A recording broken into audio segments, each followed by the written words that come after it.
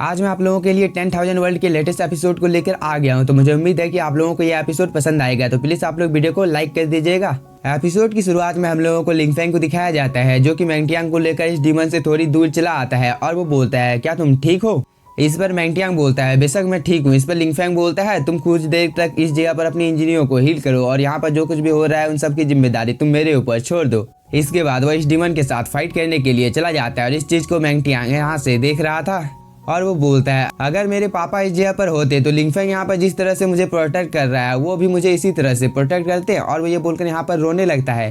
तभी यहाँ पर ड्रैगन बीस्ट आ जाता है, जो कि मैंगटियांग को ठीक देखकर बहुत ही ज्यादा खुश हो जाता है और वो बोलता है, मैंने उस सिपाही को मौत के घाट उतार दिया है, इसलिए आपको यहाँ पर अब रोने की कोई भी जरूरत नहीं है। इस पर शाओटियान बोलता है, मैं एक मर्द हूँ और मर्द कभी भी रोते नहीं है।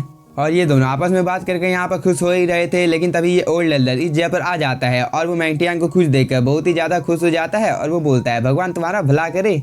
लेकिन यहाँ पर ड्रैगन बीस्ट को बहुत ही ज्यादा गुस्सा आ रहा था, जिसके बारे में इस एल्डर को भी पता चल जाता है। लेकिन तभी यहाँ पर लिंगफेंग के बाकी के साथी भी आ जाते हैं। दूसरी तरफ हम लोगों को लिंगफेंग को दिखाया जाता है, जो कि बहुत ही तेजी के साथ इस डीमन के पास आ जाता है। इस चीज को देखकर ये डीमन बोलता है, तुम भी अच्छे हो, और ये बोलकर अपने बहुत सारे फायर बॉल से लिंगफेंग के ऊपर अटैक कर देता है।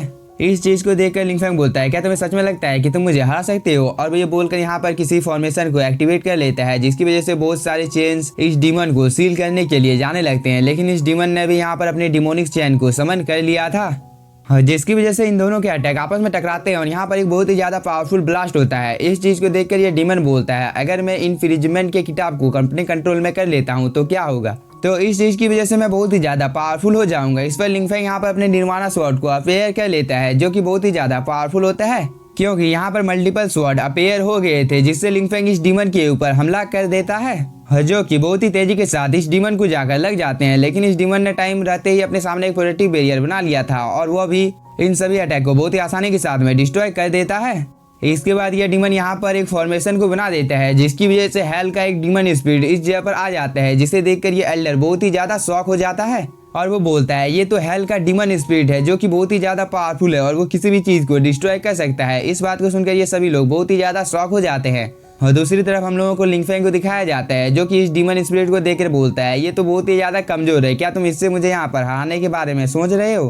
क्योंकि मैं तुम्हारी जानकारी के लिए बता देता हूँ कि यह चीज मेरा कुछ भी बिगाड़ नहीं पाएगा। इसके बाद लिंगफेंग यहाँ पर डिवाइन लोटस को समन कर लेता है, जिसका साइज बहुत ही ज्यादा बड़ा हो जाता है। इस चीज को देखकर एक पल के लिए यह डीमन भी थोड़ा सा शॉक हो जाता है, लेकिन तब तक डीमन ने उस स्पिरिट के ऊपर हमला कर दिया था, जिसकी वजह से यह स्पिरिट इसी जगह पर डिस्ट्रॉय हो जाता है। इस चीज को देखकर यह डीमन बोलता है, यह तो एक 1000 लेवल का ट्रेजर है। इधर हम लिंगफेंग को देखते हैं, जो कि इस डीमन को बोलता है, तुमने बहुत ही ज्यादा देर कर दी है। और वो ये बोलकर यहाँ पर जुआन सियान शॉर्ट फॉर्मेशन को अपेयर कर लेता है, जो कि इस डीमन के पास जाने के बाद इस डीमन को सील करने की कोशिश करने लगता है। इस चीज को देखकर ये डीमन भी बहुत ही ज्यादा शॉक हो जाता है। इधर लिंगफेंग ने अपनी निर्वाणा स्वॉर्ड को भी समन कर लिया था, जिसकी वजह से यहाँ पर एक बहुत ही ज्यादा पावरफुल फॉर्मेशन बन जाता है और इसके अंदर से बहुत सारे मल्टीपल स्वॉर्ड इस डीमन के ऊपर अटैक करने के लिए जाने लगते हैं, और जिसे यह डीमन अपने सामने एक प्रोटेक्टिव बैरियर बनाकर रोकने की कोशिश करता है। लेकिन लिंगफेंग का अटैक बहुत ही ज्यादा पावरफुल होता है, जिसकी वजह से इसका ये प्रोटेक्टिव बैरियर एक ही झटके में टूट जाता है। और इस चीज की वजह से इस डीमन को भी पता चल जाता है कि सामने वाला व्यक्ति बहुत ही ज्यादा पावरफुल है, इसलिए वो अपनी जान को बचाकर यहाँ से भागने लगता है।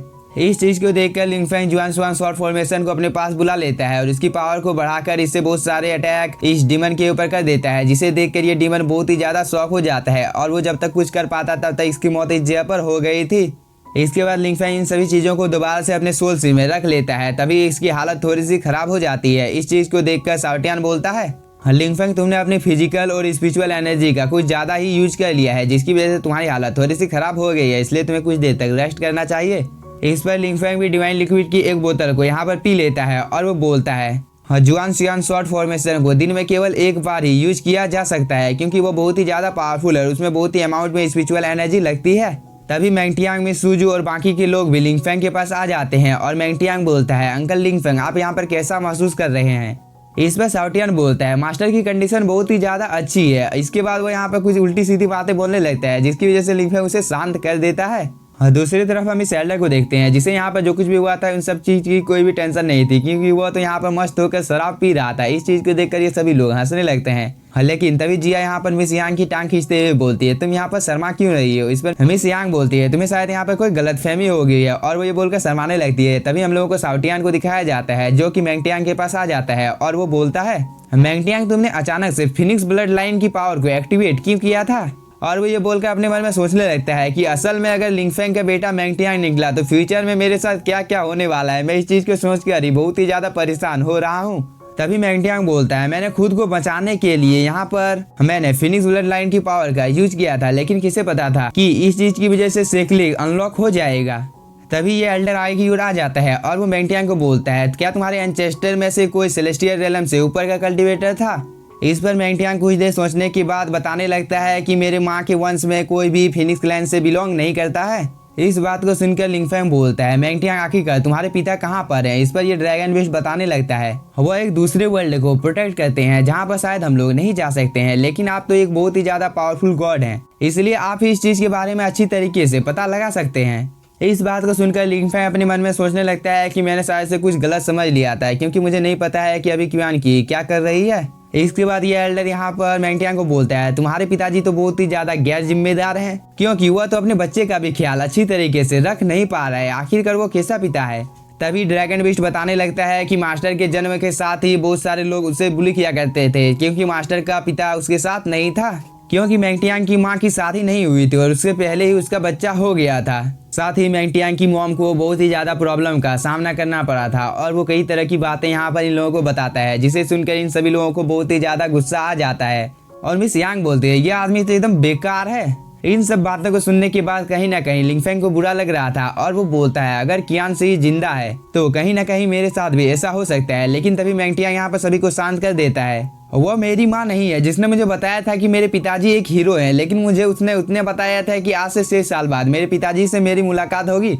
इस बात को सुनकर लिंगफेंग बहुत ही ज्यादा शौक हो जाता है और वो अपने मन में सोचने लगता है कि मैंने कियान से जो वादा किया था कि चैंपियनशिप के बाद मैं उनसे मिलने के लिए जाऊंगा। इधर ये ओल्ड आदमी मैंगटियांग को बोलता है, तुम बहुत ही ज्यादा पावरफुल हो, इसलिए अगर तुम्हें मेरी विरासत मिल जाती है तो तुम अपने पिताजी से भी ज्यादा पावरफुल बन सकते हो। इस पर मैंगटियांग मना कर देता है और वो बोलता है, मुझे जितनी जल्दी हो सके रियल आर्टिफैक्ट को ढूंढना होगा। इस बात को सुनकर ये एल्डर कुछ देर सोचने के बाद बोलता है, क्या ये डिमन टावर हो सकता है। इस पर मैंगटियांग बोलता है, फेरी स्पिरिट इविल स्पिरिट को शुद्ध कर सकती है और यह चीज शायद से मेरे दादाजी के घावों को ठीक करने में मदद कर सकती है, और जैसे ही दादाजी ठीक हो जाते हैं तो हम लोगों को हुआंगफू ट्राइब के साथ गठबंधन बनाने की कोई भी जरूरत नहीं पड़ेगी। तभी ये एल्डर बताने लगता है कि डिमन टावर बहुत ही ज्यादा खतरनाक है और वहाँ पर बड़े से बड़े मास्टर भी जाने से डरते हैं। इस पर मैंगटियांग बोलता है, लेकिन मैं वहाँ पर जाऊंगा। तभी लिंगफेंग बोलता है, मैं तुम्हारे साथ जाऊंगा। इस बात को सुनकर सभी लोग बहुत ही ज्यादा शौक हो जाते हैं और मैंगटियांग लिंगफेंग की ओर देखने लगता है। लेकिन इसी के साथ हम लोगों का ये एपिसोड हो जाता है खत्म। तो अगर आप लोगों को एपिसोड पसंद आया होगा तो चैनल को सब्सक्राइब कीजिए और वीडियो को like. Thank you for watching.